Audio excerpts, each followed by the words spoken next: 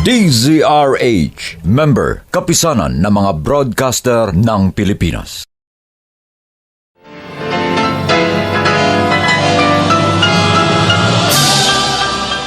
Buong karangalang inihahandog ng DZRH para sa bagong milenyo ang isa pang magandang dula mula sa panulat at direksyon ni Salvador M. Royales.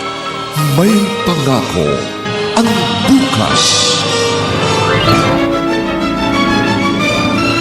Laging karugtong na ngayon ang nakaraan. Kapag sa nakaraan nagpautang ka ng masama, ngayon o bukas daratnan kayo ng karma. Matagal kong hinintay ang araw nito. Yung mabaligtad ang katayuan natin. At kinasiyan ako ng pagkakataon. Oras na ng aking paniningil. May pangako ang bukas. Kasaysayan ng mga kaluluwang lupaypay na ang pusong hapong-hapo sa tindi ng malabis na pagdurusa. Subalit sa kabila ng lahat, huwag kalilimutang paglipas ng isang dapit hapon ay sisikat ang araw na magsisilbing tanglaw sa sinumang tinakasan na ng kawalang pag-asa. Dahil sa likod ng mga hinagpis ay may naghihintay na ligaya. Sa bawat kabiguan ay may makakamit na tagumpay, laki pang pangarap na sa bawat himaymay ng laman ay muling mabuhay ang dugong nananalaytay sa mga ugat at unti-unting mauusal ang mainspirasyong mga katagang. May pangako ang bukas. May pangako ang bukas.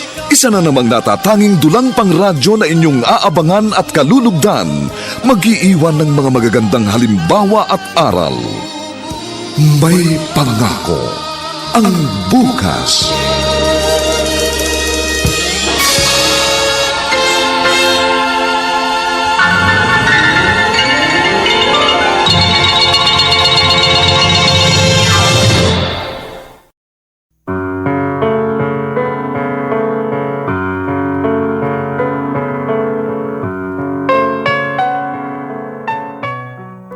Magandang umagang muli sa inyong lahat, mga kaibigan.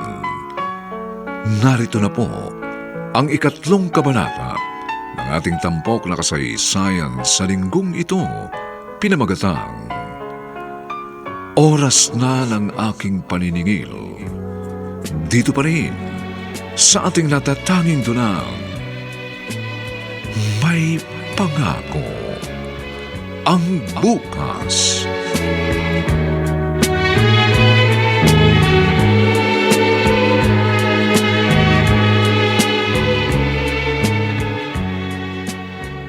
Hello? Oo. Oo, natatandaan na kita. Ikaw yung rice dealer na kumukuha ng bigas dito sa bodega ko. Ha? Magbabawas ka ng 50 sako sa buwan ng in-order mo. Bakit? May mga suki kang malalaking tindahan dyan sa squatter na magsasara. Bakit naman magsasara? Ano? Nakatakdang i-demolish ang lugar nila? Naku, kawawa naman ang mga taong yun, ano? Sige, hindi bale. Huwag kang mag-alala. Makakakita ka pa naman ng ibang magiging suki mo. Sige, bye. Mama Ines? Ha? Narinig ko yung pakikipag-usap niyo sa isang rice dealer natin. May i-demolish daw na squatters area? Oo, Janela. Kawawa naman yung mga tao. May naikwento rin po sa akin si Russell. Malapit lang dito yung malaking squatters area na nakatakdang i-demolish. Kung sa bagay, ito naman kasing mga squatters na ito. Basta tirik na lang ng tirik sa lupang hindi naman sa kanila. At pag pinaalis na, sila pa matatapang. Di ba nga po, yung isang demolition na nangyari noon sa Taguig, nagkabatuhan, nagkagulo, at may napatay pa. Ay, naku, mabuti na lang meron tayong konting kabuhayan. Hindi natin naranasang tumira sa squatter. Pero nagkukwento po si Russell sa akin, Mama Ines. Nung bata pa raw po siya, nakaranas siyang magutom nung hindi niyo pa siya inaampon. At lagi po niyang nababanggit, yun daw isang kapitbahay nila na may-ari ng tindahan, sobrang sungit daw. Nako, sabihin mo dyan sa asawa mo, ha? Kalimutan na niya ang madilim na yon na parte ng kanyang buhay. Bakit ba hindi na siya nakalimot?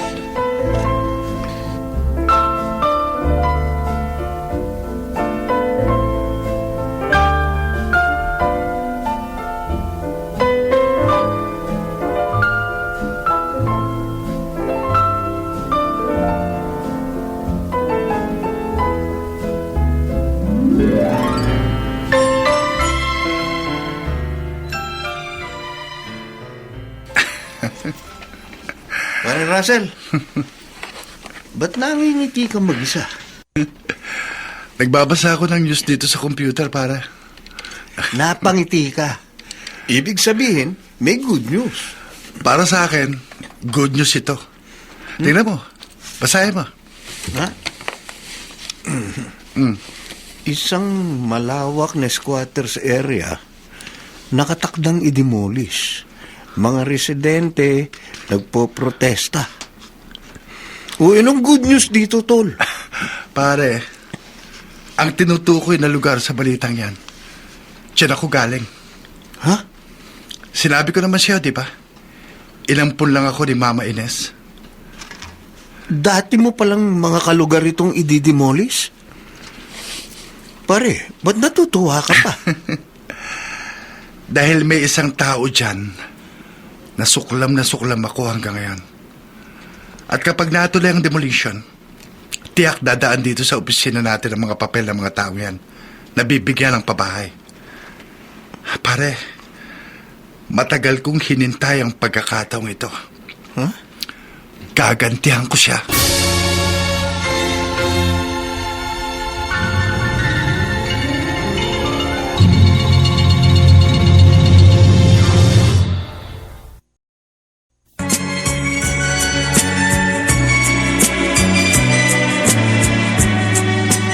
At ngayon, balikan natin ang tampok na kasaysayan sa ating dulang. May pangako ang bukas.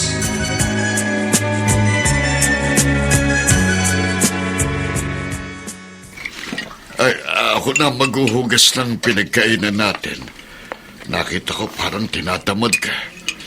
Eh, may smart dishwashing gel pa ba tayo? Meron pa. Andyan lang, oh. Ito pala. Eh, bakit ba parang problemado ka?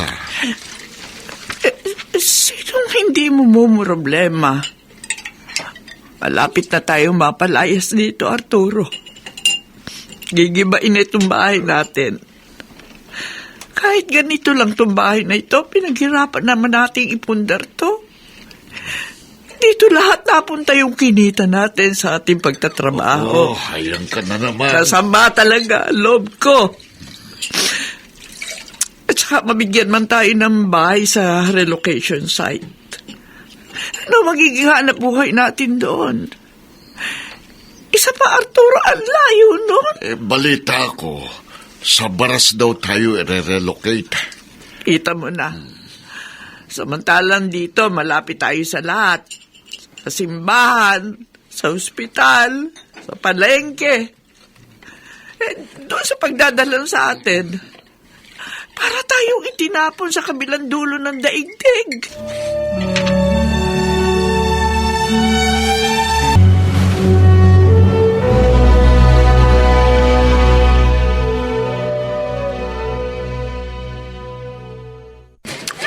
Nakikiusap po kami! Huwag na po kayong manlaban pa! Magkakasakitan lang po tayo nito eh! Nakita nyo naman ho! Armado po kami ng court order! Kaya may backup din po kami mga pulis! Nakikiusap po kami! Hayaan nyo pong gawin namin kung ano po ang inuutos sa amin ng korte!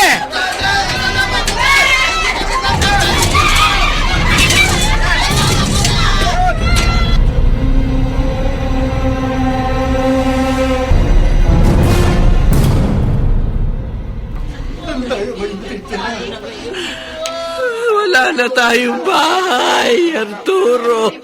Tumahal ka na, Aurora. Wala na mangyayari. Umiyak ka man ng umiyak. Biniba ng lahat ang mga bahay. Binakura na. At nilagyan ng mga gwardiya para masigurong wala nang makababalik na residente. Hindi na sila naawa sa atin. Pero malinaw naman ang sinabi sa atin, di ba? Nakahanda ng lilipatan nating pabahay. Ayusin na lang ang mga papeles. Kaya nga nakapila tayo dito eh. May mga tauhan ng gobyerno na narito. Sa dami ng mga dinimolis. Lahat ba mabibigyan? Yung mga lehitimong may-ari ng mga bahay, sigurado raw. Nasa census naman yun eh. Pero yung mga nangungupahan lang hindi raw kasali. Teka. Etong isang taong gobyerno, magtanong tayo. Sir, magandang hapon po. Magandang hapon din ho, mga Arturo. Kilala mo ko? Kilala ko kayo mag-asawa. Hinding-hindi ko makakalimutan ang mukha ng asawa ninyo. Si Aling Aurora. Sino ka ba ha? Bakit kilala mo kami? Ako si Russell, Russell? ang anak ni Rolito. Yung kapitbahay ninyo na tinanggihan ninyong pautangin ng 1 kilong bigas at 1 latang sardinas. Sino mag-aakala, ano po? Pagkalipas ng mahigit 20 taon, nagkruso ulit ang landas natin.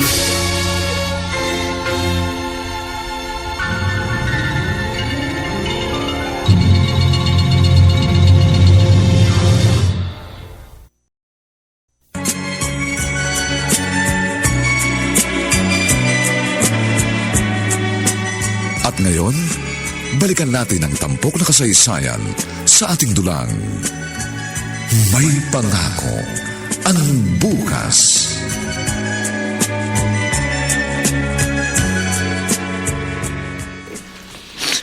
Arturo, paano nangyari yun? Isa si Russell sa mga opisyal na pipirma para mabigyan ng bahay ang mga nadimolis na residente sa ating lugar. Nagulat nga rin ako, Aurora. Ang bulong sa akin ng isang babaeng tumutulong sa pangolekta ng mga papel, engineer daw si Russell, isa sa mga boss sa kanilang ahensya. Kanina, kahit mahinahon siyang magsalita, kitang-kita ko sa kanyang mga mata. May galit pa rin siya sa akin. Iniisip mo lang siguro yun.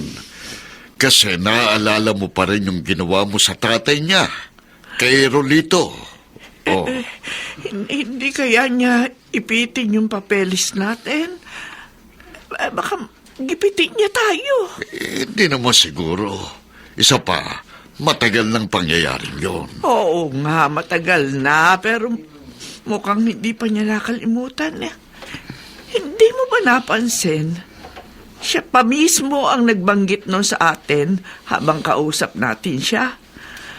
At sa tono ng kanyang pananalita, ramdam ko, Arturo, may kim-kim pa siyang galit sa atin.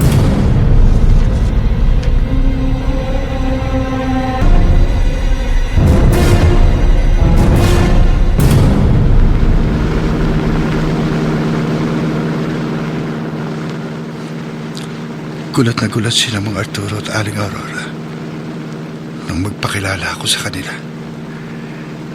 Hindi nila akalain na sa ganitong pagkakataon pa muling magkukurso ang landas namin. At baligtad na ngayon ang sitwasyon. Kung noon kaming lumalapit sa kanila, ngayon sila naman ang kailangan lumapit sa akin. Dahil hawak kong pagkakaroon nila ng malilipatang bahay. It's payback time. Araw ng aking paniningil.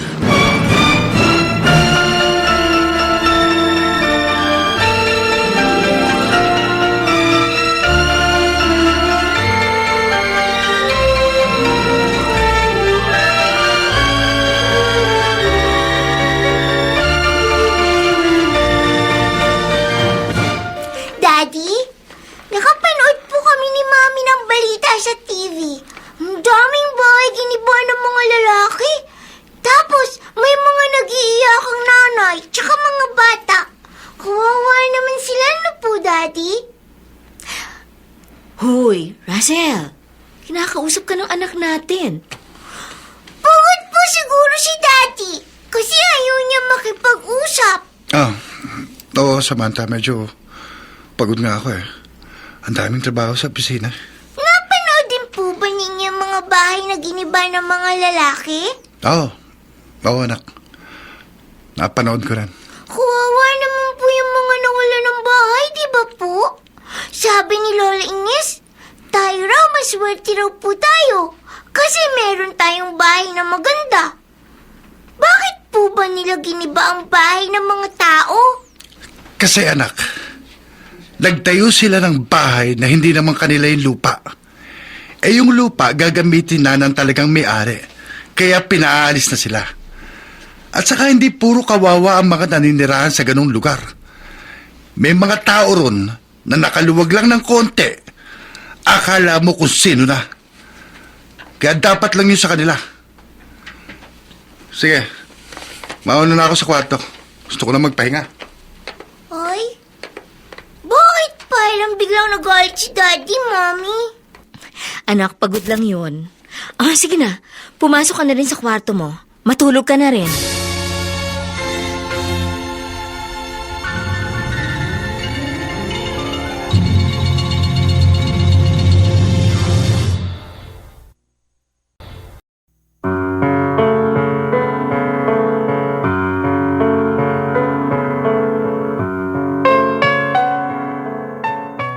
Hanggang kailan pamamahaya ng galit ang puso ni Russell?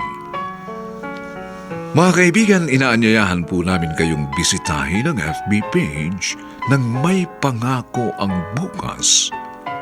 Nakahanda po kaming tugunan ang inyong mga mungkahi o suggestion para lalo naming mapaganda ang ating programa. Samantala, ang mga nagsiganap ay sina Rosana Villegas, Dionel Benjamin, Phil Cruz, Susan Robles, Olive Madrideos, Vilma Borromeo at si Bobby Cruz sa papel na Russell. Nilapatan ng tunog ni Jerry Butiam. Sa musika ni Buboy Sanog. Superbisyong teknikal ni Eric Lucero. Ang ating kasaysayan ay mula sa panulat ni Alex Areta. At sa direksyon ni Rosana Villegas.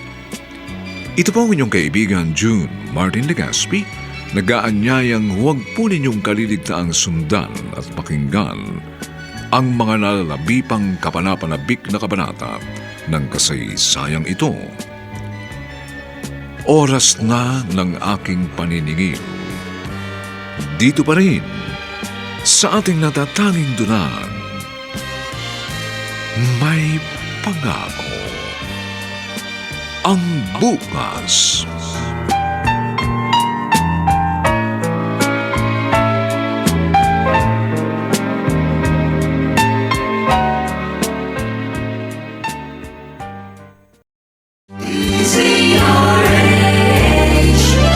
DZRH, member, kapisanan ng mga broadcaster ng Pilipinas.